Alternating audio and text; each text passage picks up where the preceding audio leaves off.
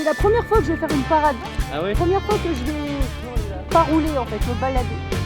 Ça va être cool. Et puis partager la piste avec des motos anciennes et tout, ça va être bien. Je suis la seule moderne. Bonjour à tous, alors moi j'ai un parcours qui est un peu particulier parce que pour le coup mes parents sont pas du tout du milieu de la moto, donc je viens pas d'une famille de pilotes. J'ai toujours aimé la moto étant petite, on ne sait pas vraiment d'où ça me vient. Et après c'est fait de rencontres et de hasards. J'ai rencontré mon entraîneur David Veillon sur les 24 heures du Mans. J'étais en balade avec mon papa et mes frères et j'ai essayé le simulateur MotoGP. Il s'est rendu compte qu'il y avait un petit quelque chose et du coup j'ai commencé la moto comme ça. Tes débuts en compétition?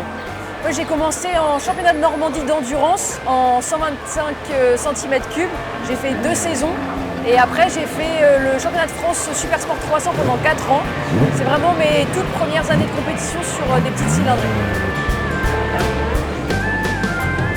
Après mes années en Super Sport 300, j'ai fait 2 saisons en championnat de France European Bike en 1000 cm3 où j'étais la seule pilote féminine sur 52-3 pilotes inscrits.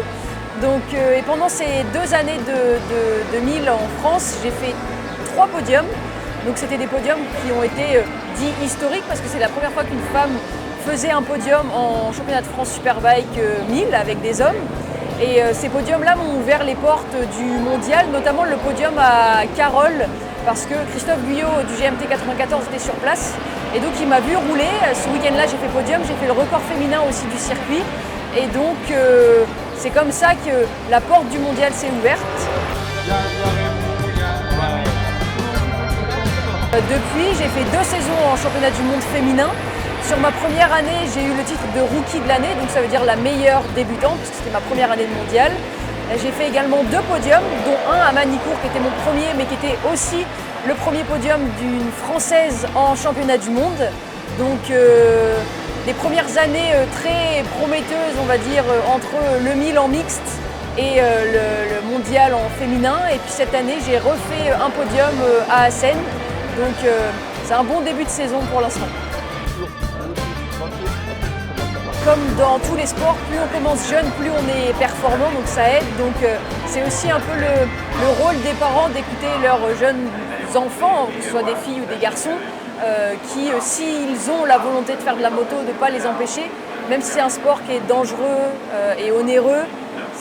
Le sport de haut niveau, ça reste une école de la vie, on apprend vraiment énormément de choses et c'est une super belle expérience quand on est un enfant. Le mieux, il faut être accompagné. C'est un milieu où si les parents ne sont pas déjà connus dans le milieu, c'est plus compliqué. Et pour ça, il faut se rapprocher de la Fédération française de motocyclisme.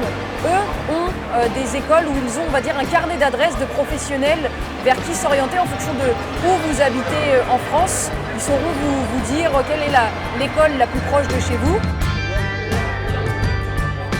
Et puis après, surtout quand on est des enfants, mais même quand on commence un peu plus tard, c'est indispensable de commencer sur des petites cylindrées, donc on va dire des 125, des 300 maximum. On en voit beaucoup qui commencent la piste en 600 et en 1000. C'est la pire idée possible parce qu'en fait, c'est des motos qui sont très puissantes, qui vont pardonner beaucoup, on va dire. Quand on va faire une erreur technique de pilotage, la moto va compenser de par la puissance. Et c'est là où on se fait peur et c'est là où on se blesse parce qu'on n'a pas la maîtrise de la moto.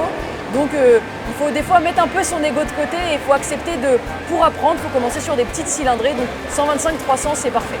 Imaginons qu'on soit en course. C'est quoi la concentration? Oh, c'est pas la même chose. Déjà, en général, je me mets dans ma bulle 1 heure avant la séance. J'aime bien m'isoler, être seule, écouter de la musique, me concentrer. Moi déjà, le premier objectif, c'est... J'ai déjà fait 3 podiums en championnat du monde. Donc on prend, c'est à noter dans le palmarès. Mais ces 3 podiums, c'était 3 troisième places. Donc aujourd'hui, maintenant, je veux gagner. Donc l'objectif, c'est d'aller gagner une course. L'objectif, c'est de le faire dès cette saison. Ça va être compliqué parce que les 2 de devant, les 2 Espagnols, ont vraiment un gap en termes de niveau. C'est des filles qui roulent, qui ont notamment 22 ans d'expérience de compétition de moto, pour Maria Herrera par exemple, ce qui est mon âge en fait. Donc il y a un écart d'expérience à combler. Donc le premier objectif, ça serait d'aller chercher une victoire. Je mets la combi à peu près une demi-heure avant parce qu'il y a le temps de s'échauffer et tout aussi. Et puis forcément, il y a le stress qui monte dans cette période-là. Donc c'est C'est pas du tout la même ambiance que là c'est vraiment tranquille, détente. Et après, un objectif sur un peu plus long terme, c'est d'aller chercher le titre de championne du monde en championnat du monde féminin. Donc on espère dès l'an prochain, en tout cas c'est ce pourquoi on s'entraîne aussi dur. Donc voilà, la victoire et après le titre, et après on verra, on a le temps.